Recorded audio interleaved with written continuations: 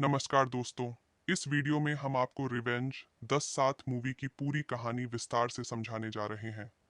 यह एक intense thriller और रिवेंज ड्रामा फिल्म है जिसमें बदले की आग और सर्वाइवल की कहानी दिखाई गई है। फिल्म की कहानी एक महिला के इर्द गिर्द घूमती है जो भयानक अत्याचार के बाद खुद को संभालती है और अपने दुश्मनों से बदला लेती है। इसकी सस्पेंस से भरी कहानी और शानदार विजुअल्स इसे एक अनफॉरगेटेबल थ्रिलर बनाते हैं।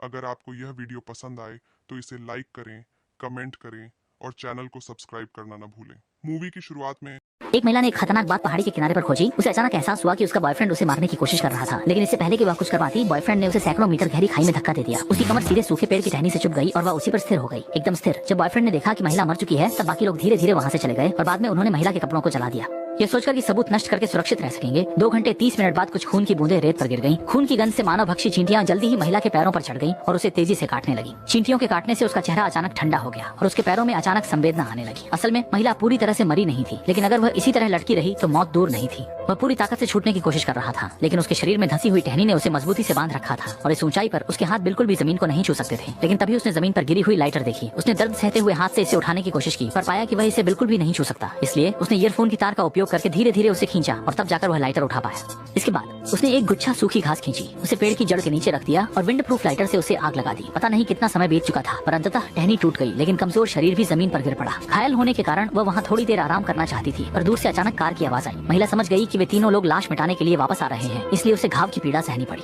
दर्द से अलग होकर वह धीरे धीरे पहाड़ की तलहटी की ओर रेंगने लगी। जब तीनों लोग खाई के किनारे पहुंचे तो महिला पहले ही चट्टान से चिपकी हुई थी और दृष्टि के अंधे क्षेत्र में छिप गई थी। उन्होंने नीचे कोई व्यक्ति न देखकर और यह पाते हुए कि पेड़ की शाखाओं को जला दिया गया है, फौरन महसूस किया कि बड़ी मुसीबत हो गई है। अगर महिला मरी नहीं है तो वे सभी मुसीबत में पड़ जाएंगे। इसके तुरंत बाद वे तेजी से गाड़ी चलाकर पहाड़ के नीचे खोजने निकले, लेकिन जब वे घटनास्थल पर पहुंचे तो महिला पहले ही गायब हो चुकी थी। केवल पत्थर पर खून के निशान रह गए थे सबूत के लिए। उन्होंने औरत को ढूंढ लिया। वे जमीन पर पड़े ताजा खून के निशान का पीछा करते हुए चले, लेकिन जैसे ही वे एक नदी के किनारे पहुंचे, अचानक उस औरत का कोई निशान नहीं मिला। बड़ा जोर से कहा कि वे अलग अलग होकर ढूंढे। वे जानते थे कि औरत गंभीर रूप से घायल थी, इसलिए वह संवेदनशील स्थिति में थी और लौट नहीं सकेगी। दूर वास्तव में औरत निशान छुपाने के लिए नदी के किनारे पर अपने घाव को दबाए हुए भाग रही थी, लेकिन अचानक उसके पीछे से मोटरसाइकिल की आवाज आने लगी। ये 3 लोगों में से छोटे मोटे आदमी ने उसे खोज निकाला था, जो ट्रैक्टर चलाते हुए धीरे धीरे वहाँ से गुजर रहा था। महिला ने मौके का फायदा उठाकर पानी में छुपाई ली और जब तक छोटा मोटा दूर नहीं चला गया तब तक वह पानी से बाहर निकलने की हिम्मत नहीं कर पाई। फिर उसने दर्द को सहन करते हुए किनारे तक चढ़ाई की और जाने की सोच रही थी। तभी उसने देखा कि छोटा मोटा सामने पेशाब कर रहा है और उसके पास पत्थर पर एक बंदूक भी रखी हुई है। उसने मौका देखते हुए चुपके से बंदूक की ओर बढ़ना शुरू किया। छोटा मोटा आवाज सुनकर अचानक मुड़ा, लेकिन बंदूक अब पहले ही महिला के हाथ में थी। लेकिन छोटा मोटा बिल्कुल भी नहीं घबराया। वह पक्का जानता था कि महिला की बंदूक में कोई गोली नहीं है। महिला ने भी उससे ज्यादा बात नहीं की, सीधे ट्रिगर दबाया। नतीजा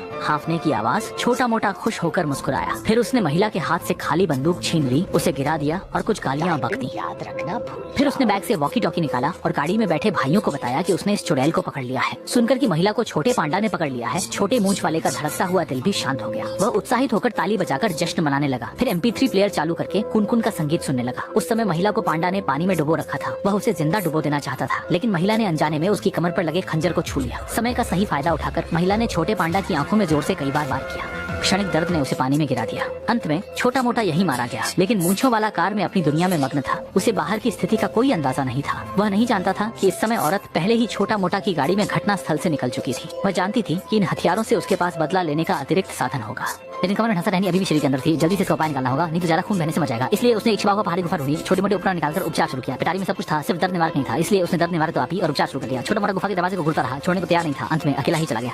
एक घूंट पिया, दर्द को शराब से ढकने की कोशिश की। उसके बाद उसने हिम्मत जुटाई और पेट से टहनी निकालने लगा, लेकिन अत्यधिक दर्द जल्दी ही उसे असहनीय हो गया। जैसे ही वह लगभग निराश हो गया, अचानक उसे हार में छिपी रहस्यमय गोली याद आई कि उसके प्रेमी ने उसे ताश खेलते समय दिया था और बिना कुछ सोचे समझे उसने उसे खा लिया। कुछ समय बाद, कुछ मिनटों बाद औरत के दिमाग में अचानक मति भ्रम हुआ। उसे अब बिल्कुल दर्द महसूस नहीं हो रहा था। असल में ये दवा शरीर को सुन्न कर सकती है। इसके बाद उसने चाकू उठाया, कैन को काटा और पेट से शाखा को बाहर निकाला। दवा के प्रभाव में उसे दर्द का बिल्कुल एहसास नहीं हुआ और उसने बियर के कैन को आग से लाल कर दिया।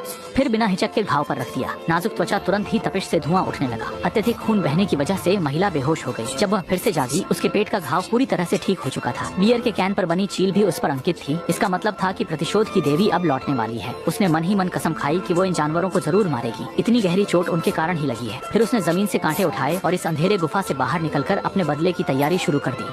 और दूसरी तरफ छोटी मूंछ वाला व्यक्ति गाड़ी में ऐसी चलाकर पूरी रात सोया। लेकिन जब वह बाहर पेशाब करने आया तो अचानक उसे पानी में एक चेहरा तैरता हुआ दिखा। यह देखकर वह डर के मारे पानी में गिर पड़ा।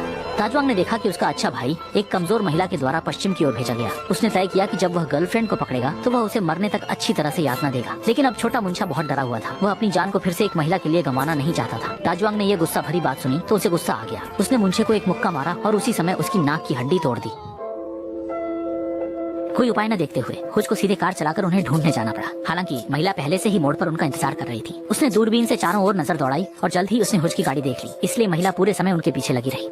इस समय जैसे ही उसकी कार में ईंधन खत्म हो गया, वह नीचे उतरकर ईंधन भरने की तैयारी कर रहा था। लेकिन बिना कुछ देखे हुए कि एक कोने में औरत 8 गुना दूरबीन से उसे देख रही थी। उसने उसके सिर पर निशाना साधकर गोली चलाई, लेकिन सिर पर नहीं लग पाई क्योंकि जबरदस्त पीछे की ओर धक्का उसे उछाल कर गिरा हुआ था। फिर से उठने पर देखा कि हुजी पहले ही गायब हो चुका था। वह सावधानी से वाहन के पास आता है, लेकिन उसे सिर्फ जमीन पर खून के धब्बे दिखाई देते हैं। इसीलिए वह निशान के साथ साथ आगे बढ़ता है, मगर बीच रास्ते में खून अचानक गायब हो जाता है और उसे पता नहीं होता कि हुजी पहले ही पीछे चुपचाप पहुंच चुका है। वह दर्द सहते हुए स्नाइपर राइफल उठाता है, लेकिन उसका हाथ बुरी तरह कांप रहा होता है। फिर वह जल्दी से ट्रिगर दबा देता है। सौभाग्य से गोली केवल महिला के कान के लोब को छूकर निकली। इस समय वह कान से आने वाले दर्द की परवाह किए बिना तेजी से उठकर बंदूक लेकर भाग गई। पीछे मुस्ताच उसका लगातार पीछा कर रहा था और लगातार महिला पर गोली चला रहा था, लेकिन एक भी गोली नहीं लगी। आदमी की गति को धीमा करने के लिए महिला ने टॉर्च को तोड़ दिया, तेज रोशनी।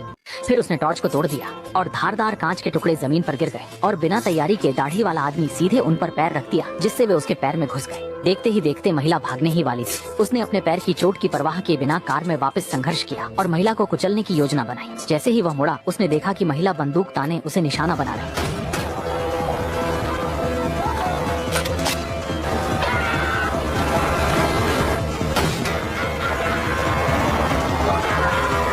आखिरकार उसने मूंछों वाले आदमी को मार गिराया। अब दुश्मनों में सिर्फ उसका प्रेमी जुआंग बचा है, इसलिए उसने लग्जरी कार लेकर विला की ओर रवाना किया, इस धोखेबाज से बदला लेने के लिए। और दूसरी ओर जुआंग पहले से तय जगह पर काफी वक्त से इंतजार कर रहा था, लेकिन मूंछों वाले आदमी का कोई पता नहीं था। उसे तुरंत एहसास हुआ कि उसका छोटा भाई शायद मारा गया है, ये सोचकर कि जिसे पहले उसने आसानी से मार दी थी। नहीं, अब वह इतना निर्दयी हो गया। जुआंग डरने लगा और रातों रात वापस विला चला गया। घर लौटने के बाद उसने तुरंत पायलट को फोन किया ताकि वह जल्दी से आकर उसे ले जा सके। सोचा था कि नहाकर सुरक्षित निकल जाएगा, लेकिन बाहर अचानक एक आवाज आई जिससे वह तुरंत सतर्क हो गया और उसने बंदूक पकड़ी और सावधानी से बाहर की ओर चल पड़ा। एक छोटे गली से गुजरने के बाद अचानक घर के अंदर आवाज सुनाई दी। जांच के बाद कोई असामान्यता नहीं मिली, लेकिन जैसे ही उसने अपनी सतर्कता छोड़ी, उसकी गर्लफ्रेंड अचानक खिड़की के बाहर दिखाई दी। बंदूक ताने हुए ठंडेपन से उसे निशाना बना रही थी। आंखों में हत्या और बदले की आग थी। इस समय जुआंग ने आखिरकार एक आभास की हल्की झलक दिखाई, लेकिन यह सब बहुत देर हो चुका था। वह इस व्यक्ति से नफरत करती थी और फिर उसने ट्रिगर दबा दिया।